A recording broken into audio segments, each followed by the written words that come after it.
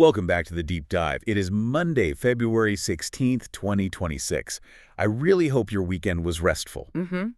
Because today, we are not easing into the week. Not at all.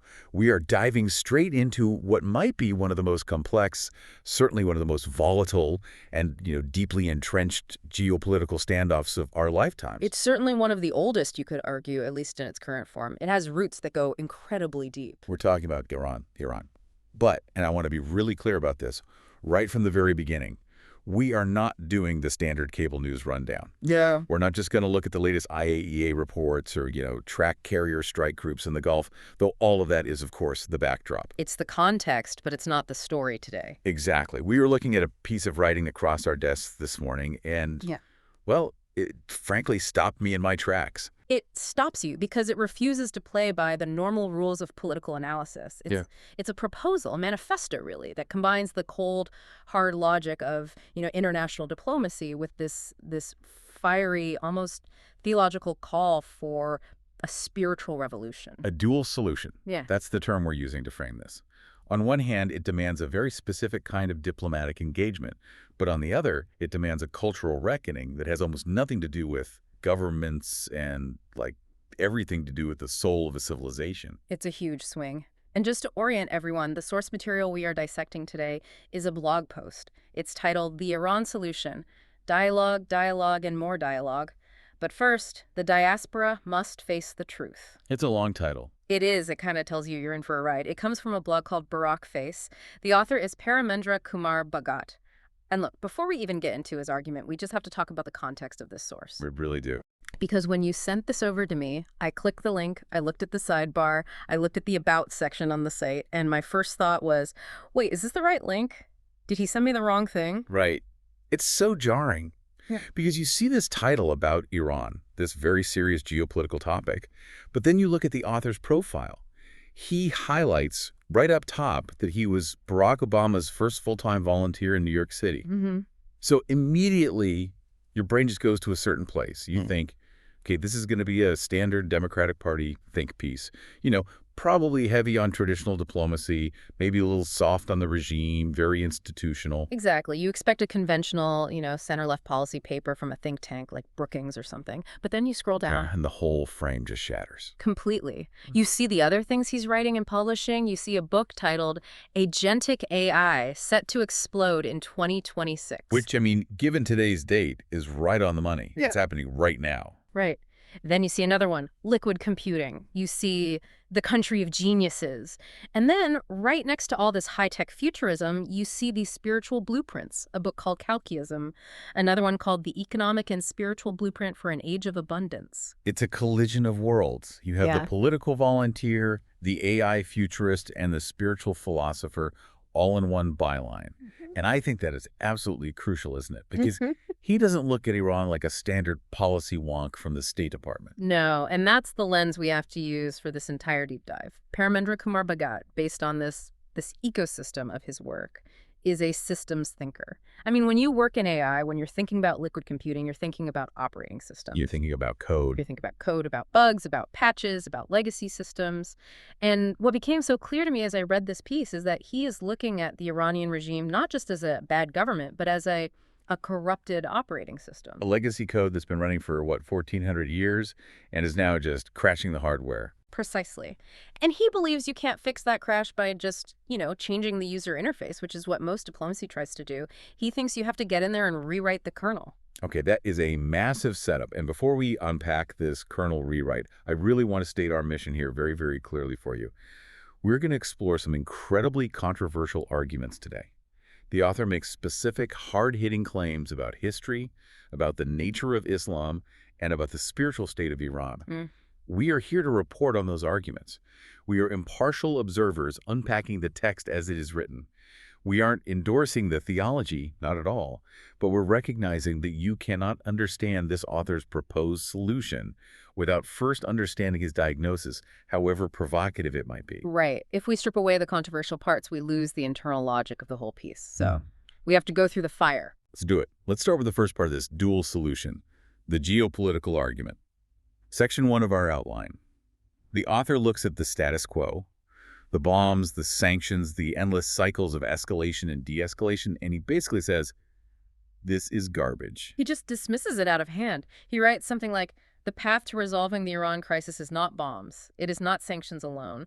It is not another round of half-hearted negotiations that go nowhere. He sees it as a dead end. But then he pivots to something that sounds, at first glance, like the standard dovish approach. Yeah. He calls for relentless, prolific, multi-track dialogue. It sounds like it, doesn't it? But the intent, the goal of the dialogue is completely different. Yeah. Usually when people in Washington call for dialogue, the goal is de-escalation or finding common ground. Finding an off-ramp. Finding an off-ramp, exactly. Bhagat's goal for dialogue is intelligence gathering and sorting. A sorting mechanism. Okay, break that down for him. What does that mean? He argues that the current Western strategy of isolation is actually counterproductive because it consolidates the regime. It makes them stronger in a weird way.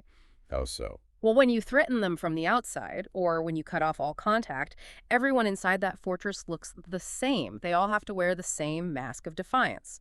The technocrat who just wants to run the power grid ends up looking exactly like the religious fanatic who wants to, burn down Tel Aviv. Because survival forces them to align. They have no choice but to present a united front. They have no choice. But Bhagat argues that if you engage in relentless dialogue, and he really means relentless, like talking to everyone constantly, in Geneva, in Muscat, in Vienna, on the phone, in person, you start to introduce entropy into their system. You start to see who is who. He writes about separating the unapologetic regime ideologues from the technocrats. And that is the absolute key distinction for him. He believes that within the Iranian state apparatus, there are two distinct species of people. There are the true believers, the ones who are fully subscribed to the theological project of the revolution, and then there are the managers. The engineers, the economists. The people who know the water needs to run, the currency needs to be stable, the oil needs to flow, the people who have to deal with the practical reality of running a country of 80 million people. And his argument is that you can't find those managers. You can't identify them if you weren't in the room with them. You can't. If you're bombing them, they're both shooting back at you. If you're sanctioning them, they're both suffering. But if you're talking to them in boring, grinding, unbelievably detailed talks about, say, banking regulations or maritime law. That's when the cracks start to show. That's when you see it. You see who rolls their eyes when the other guy goes on a 15-minute rant about the great Satan. You see who stays late to actually fix a paragraph in a document versus who just wants to make a speech for the cameras back home. So it's playing the long game. Yeah. It's like building a Rolodex for the day after the regime falls. That's a perfect way to put it. He writes, identify the technocrats who might one day help manage a transition. It's almost like he's viewing the entire diplomatic corps as headhunters for a future government. But he gets very specific about the logistics of this. He says the agenda doesn't even really matter at first. He calls it the messy agenda. He says you have to talk even when Tehran's opening position is outrageous. He argues that the U.S. and its allies need to be the adults in the room who just keep showing up day after day, week after week. Why, though? Is it just a strategy of attrition? To wear them down? It's partly that, but it's more about signaling, and this is a really subtle and I think brilliant point he makes. He says the world must see that the effort was made. It's about taking away the regime's favorite propaganda tool. Victimhood. Victimhood, yeah. Exactly. The regime thrives on the narrative that the West hates us, the West wants to destroy Islam, the West refuses to treat us with respect. It's their justification for everything. For their own failures, for the bad economy. For everything. But if the U.S. is constantly at the table, constantly offering paths forward, constantly willing to talk about anything and everything, that narrative starts to sound pretty hollow to the average Iranian listening on a smuggled radio. It makes the regime look like the obstacle. It puts the onus on them. It forces the regime to be the one to say no over and over again.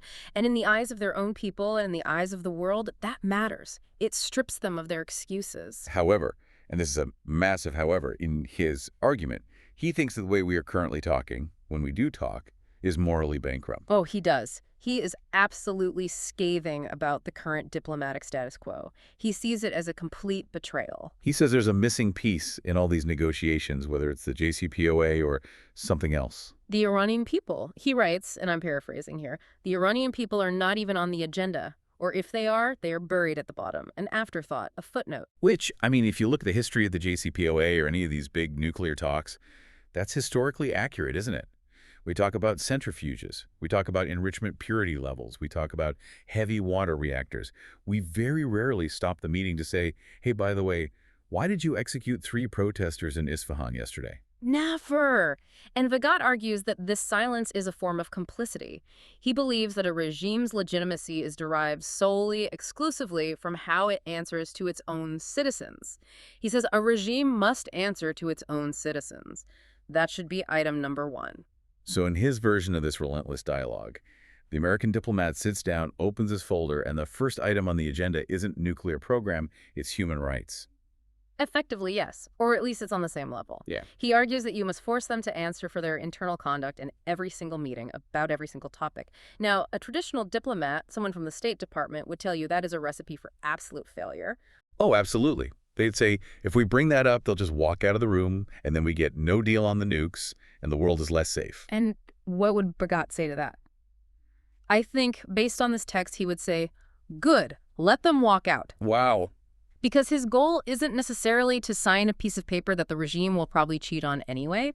His goal is to delegitimize their authority and separate the technocrats from the ideologues.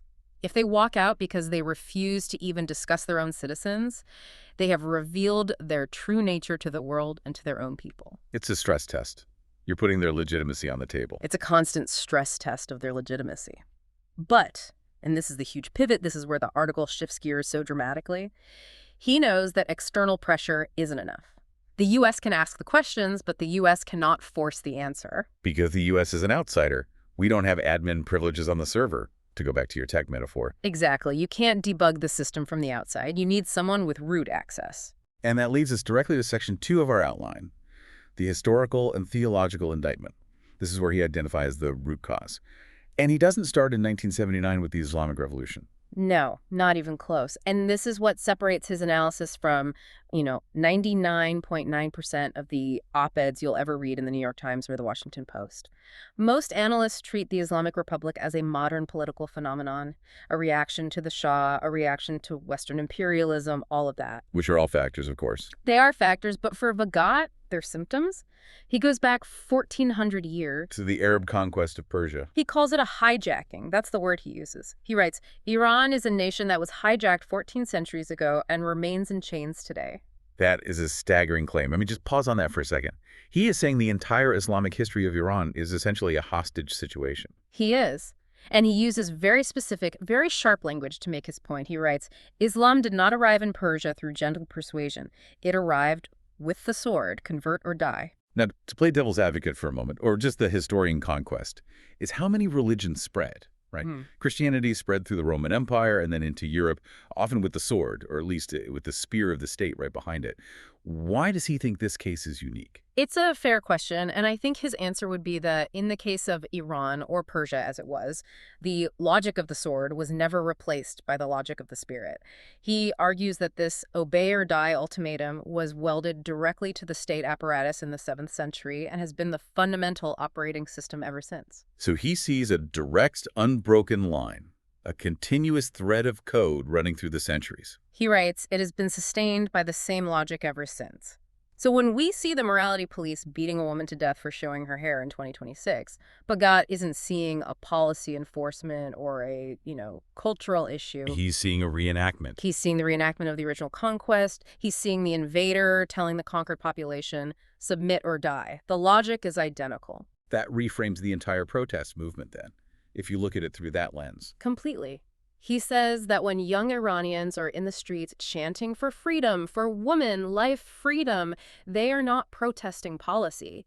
They are rejecting the faith that has been welded to the state. And that's the critical distinction, isn't it? If they're protesting policy, you can negotiate. You can compromise. You can say, okay, you can wear a looser scarf. But if they're rejecting the faith itself, then there is no compromise. It becomes existential for the regime, and the regime knows it. That's why their response is so brutal, so absolute. As the author puts it, their logic is simple. If you are not Muslim in the way we define it, you are worthy of death. Which brings us to the most controversial part of the piece, the anti-religion argument. This is Section 3, and this is where the author really steps onto the third rail of modern discourse. He doesn't just critique the politics of the mullahs. He attacks their very theology. He does. He engages in a form of comparative theology that is, let's just say, extremely provocative. He explicitly argues that the specific form of faith ruling Iran is not a religion in the traditional sense, but an anti-religion, or a deliberate distortion. What does he mean by anti-religion? That sounds like a slur, but he seems to have a structural definition for it. He's not just throwing words around. He does. He defines it by contrasting it directly with what he calls the God of the Bible. He writes something like, "The God of the Bible enters history, redeems, loves, liberates." He paints this picture of a deity that seeks a relationship, that seeks to lift humanity up to free them. And the regime's God. How does he describe that? He describes the regime's concept of Allah as a deity that demands obedience, threatens, and stays distant. Distant. That's a really interesting word choice. It's not just about being wrathful. It's about being disconnected. Exactly. It implies a lack of connection, a lack of love, a master and slave dynamic rather than, say, a father and child dynamic. And he goes further. He contrasts the role of the prophets. He says there is no record of Muhammad prophesying in the manner of the Hebrew prophets. What does he mean by that? Well, the Hebrew prophets, you think of Isaiah, Jeremiah, Amos, they often stood outside the halls of power and critiqued the king. They spoke truth to power. They called for justice for the poor and the oppressed. They were often rebels. They were rebels. Bhagat argues that the tradition the Iranian regime follows is one of conquest, dictation, and empire. It's the king and the prophet as the same person, holding a sword, not a scroll. There's no separation of powers. So if the God of the system is this distant master who demands submission or death, what does that make the supreme leader, the man at the very top? This is the psychological profile in the text that I found most fascinating. We often hear Western analysts ask, why doesn't Khamenei just give an inch? Why doesn't he grant some social freedoms to save the economy and let off some steam? The Gorbachev route. A little bit of glasnost and perestroika to save the system. Bhagat argues that is fundamentally impossible. He says the supreme leader cannot grant liberty. He does not possess it himself. That's a powerful line. It is. He follows it up with, he is a slave to the very ideology he enforces. Just think about that for a second. If the supreme leader truly believes, in the deepest part of his soul, that his God demands total, absolute submission, then granting freedom isn't a political concession. It's a sin. It's a sin. It's apostasy. It's a betrayal of God. He would be damning his own soul to hell for eternity. So he sees himself as trapped. He's in spiritual bondage. And Bhagat writes, in what might be the most powerful sentence of the whole piece, you cannot petition a man in spiritual bondage for the keys to freedom. This completely explains why the author thinks traditional diplomacy, the track one stuff we talked about, will never solve the problem. It can manage it, it can sort the technocrats from the fanatics, but it can't solve it because you're asking a prisoner to set you and his own people free. You're asking a computer program to violate its own source code. It can't do it. It will just return an error message. And in this case, the error message is a bullet or a hanging from a crane. And that error message, that virus, isn't contained to Iran's borders. This brings us to Section 4, the regional implications. Because if your core operating system is submit or burn, you can't really have a foreign policy of live and let live, can you? No. The logic creates an imperative for expansion. It has to. The author argues that the internal logic of the regime is the same logic it applies to everyone else. We see this with Israel, obviously. That's the most explicit case. Right. The destruction of Israel is the stated goal. It's not a secret. But Bhagat points out that the threat is just as real, just as existential for the Arab states, for the Gulf. Dubai, Doha, Riyadh. Exactly. He says the message to them is identical. Get in line or we will turn your downtowns into parking lots. Parking lots. It's such a crude, brutal, and modern image. It's not poetic. It's just erasure. It's the language of total erasure. And he connects it right back to history. He says the same ultimatum once issued to Persian villagers in the 7th century is now issued to Arab capitals in the 21st. It's the same algorithm. Yeah. It's just running on better hardware now. Instead of swords and horses, it's ballistic missiles and drones. But the code, the fundamental submit or die command, hasn't changed one bit in 1,400 years. He also touches on the Palestinians in this section. And it's a very dark assessment. It's incredibly bleak. He argues that the Palestinians are, in many ways, the primary victims of this exported logic. He says they are given no choice by Iran but permanent war. Meaning that Iran's support is conditional on them never making peace. Exactly. In the author's view, Iran isn't trying to liberate Palestine for the sake of the Palestinians. They are using Palestine as a battlefield for their theology, as a forward base to confront Israel in the West. He writes that Iran's preferred solution is a single state soaked in Jewish blood. It's just a horrifying zero-sum vision. It is. But this brings us back to the central question of this whole deep dive. If the problem is a 1,400-year-old spiritual virus that has hijacked an entire nation and is now threatening the whole region, what on earth is the fix? We've established that the U.S. government can't fix it. We've established the supreme leader won't fix it. That leaves only one group left, the diaspora. Section 5, the diaspora's burden. Millions of Persians scattered across free societies, as he puts it. London, Los Angeles, Toronto, Berlin.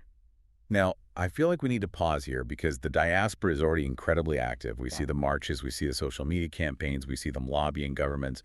But Bhagat is actually quite critical of their current efforts. Why? He is. He's surprisingly critical. He calls their current efforts, and this is a direct quote, I believe, a fool's errand. That's harsh. They're putting their lives on the line in some cases. It is harsh, but his reasoning is completely consistent with his system theory. He argues that the diaspora is currently fighting the symptoms, not the disease. They are marching against the politics of the regime. They are asking Western governments to sanction the regime harder. They are tweeting at the UN. And Bhagat's point is that all of that treats the regime as a political aberration. Right. It assumes the regime is a normal government that has just gone off the rails, and if we just apply enough external pressure, it will get back on the rails. Bhagat is saying, no, this train was designed and built to go off the rails. That's its purpose. So what does he want them to do instead, if marching and lobbying is a fool's errand?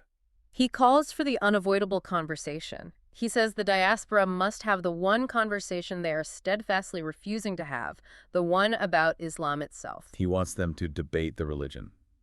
Publicly. He wants them to dismantle the theology that props up the regime. He writes, the diaspora must have the conversation they are refusing to have regarding the nature of the faith that has ruled them for 1,400 years. So he locates the real solution, not in Tehran, not in Washington, but in, what, a community center in Los Angeles. Yeah. In a university in London. That's it. In London, Los Angeles, Toronto, and Berlin. He believes that the regime's power is ultimately not in its guns or its prisons, but in its spiritual legitimacy. It claims to speak for God. Its authority is divine, or so it claims. And as long as that claim goes fundamentally unchallenged theologically by the Persian people themselves, the regime stands. But if the Persians, who are free to speak, the diaspora collectively stand up and say, no, this is not God, this is a distortion, this is a hijacking, this is not our faith, then the spiritual bond is broken. He's calling for a reformation. A full-blown Martin Luther moment for Persian Islam? Exactly. A moment where the people reclaim the authority to define their own reality, their own relationship with the divine. He says, name the root. Until you name the root, which he believes is this specific anti-religion, you are just trimming the branches of a poison tree. This is where the context of the author becomes so important again. Let's go back to the sidebar on his blog, section 6. Profile of the thinker. Because this idea of a grand reformation sounds very abstract, maybe even impossible, until you remember this is a guy who writes books about agentic AI and liquid computing. It's the systems thinker mindset again. It clicks into place. In the world of AI or computing, if you have a corrupted operating system that's full of malware, you don't just keep clicking ignore error. You don't petition the malware to be nicer. You reinstall the OS, or you upgrade to a new one. And he seems to believe we are, as a species, in a moment of potential upgrade. Look at his other book titles again. The Convergence Age, The Country of Geniuses. And that one, Calciism, The Economic and Spiritual Blueprint for an Age of Abundance. Bhagat clearly believes that humanity is on the cusp of a major global shift. A shift away from scarcity and into abundance. Right. And think about it. The old world, the 7th century world of conquest is based entirely on scarcity. Submit or die. There isn't enough truth for everyone, so you must submit to my truth. There isn't enough power or land, so I must conquer you. It's a zero-sum game. And the new world he envisions, the AI world, the age of abundance, is based on what? What's the opposite? Freedoms, Absolutely. Creativity, connection, infinite knowledge, liquid computing.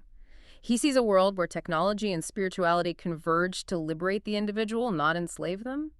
So for him, the Iran crisis isn't just a regional conflict. It's a bottleneck in human evolution. It's a piece of ancient, malicious code that is blocking the upgrade for 80 million people and holding the entire region back. So when he says the diaspora must face the truth, he's basically saying you are the developers who need to write the patch for this bug. Or maybe you are the users with admin rights who need to finally uninstall the malware. That is a fascinating way to look at it.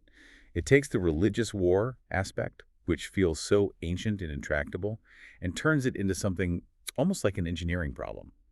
A very, very difficult human engineering problem. And it explains the urgency in his writing. That book title, Agentic AI, Set to Explode in 2026. He sees the future rushing at us at an incredible speed, and he sees Iran stuck in the past, shackled to this ancient code. He wants to cut the anchor chain so they can join the rest of the world in the 21st century. Okay, so let's synthesize all of this. Section 7, the way forward. If we combine the geopolitical track and the diaspora track, what does this dual solution actually look like in practice, day to day? Track 1 is external. The West, led by the U.S., keeps the channels open. Not to appease, not to make a deal, but to expose. We talk relentlessly to separate the managers from the madmen. We keep the lights on and build a contact list for the day the regime finally falls. We audit the system constantly. We're the persistent external auditors. Exactly. And track 2 is internal, or at least internal to the Persian nation. The diaspora stops asking Westerners for permission or for help. They stop petitioning the regime for mercy. Instead, they turn to each other and through the internet to the people inside Iran, and they start a massive, loud, uncensorable conversation about the nature of God, liberty, and their own history. They delegitimize the regime's spiritual authority from the inside out. They cut the power cord that runs from the mosque to the state. And Bhagat genuinely believes the individual has the power to do this, person by person. He's very optimistic about the Persian character. It's clear he has a deep admiration for the culture. He describes the Persian people as ancient, proud, and capable of greatness. I loved that line. It felt like a call to action. And he ends with a sentiment that I think drives this entire sprawling piece. He writes, "They deserve better than to be ruled by men who mistake the voice of the devil for the voice of God." Mistake the voice of the devil for the voice of God. That is the ultimate indictment, isn't it? It's not just that the leaders are bad politicians or corrupt officials. It's that they are spiritually deluded. They are lost. And if they are deluded, they cannot lead. They can only mislead. That is the core message he wants the diaspora to broadcast to the world, and most importantly, to themselves. You know, sitting here thinking about this whole thing, it's such a massive argument. It completely moves the goalposts from let's get a new nuclear deal to let's have a theological reformation. And I have to ask, and this is my provocative closing thought here, is he right? About which part? There's a lot to be right or wrong about. About the necessity of the spiritual aspect. Because we live in a largely secular age, especially in the West, we like to think we can solve problems with economics and treaties and sanctions. But if this author is right, if the root of this problem is truly spiritual, does that mean all our political solutions are just destined to fail forever? If you try to treat a spiritual wound with a political bandage, the infection is just going to keep spreading. That seems to be the lesson he's offering here. You have to treat the wound itself. And here's the other thing that really sticks with me. The microphone. He talks about the diaspora holding the microphone. In the age of AI, which he writes so much about, that microphone is more powerful than ever, but it's also a much noisier world than ever before. Can a reformation happen on TikTok? Can a Martin Luther moment happen in 280 characters on X? Maybe that's the convergence he writes about. Maybe the technology, the AI for instant translation, the Starlink connections beaming into the country, the decentralized platforms. Maybe that's exactly what makes this reformation possible for the very first time in history. In the 16th century, the powers that be could burn the books and the printers. They can't burn the cloud. They can't burn the cloud. That's a hopeful thought to end on, isn't it? The idea that the tools of the future could be the key to unlocking the chains of the ancient past. It's the Barack face vision, I suppose. High-tech tools for deep soul problems. Well, it is certainly a lot to process. The Iran solution. It's not simple. It's not comfortable. It asks us to look at religion and history and technology all at the same time. Yeah. But maybe that's what a deep dive is for. Indeed. It's about seeing the whole iceberg, not just the tip that shows up on the evening news. Paramendra Kumar Bhagat. The blog is Barack Face. The post is the Iran solution. We'll be thinking about this one for a while. I know I will. Thank you so much for listening, and thank you for thinking with us. We'll see you next time.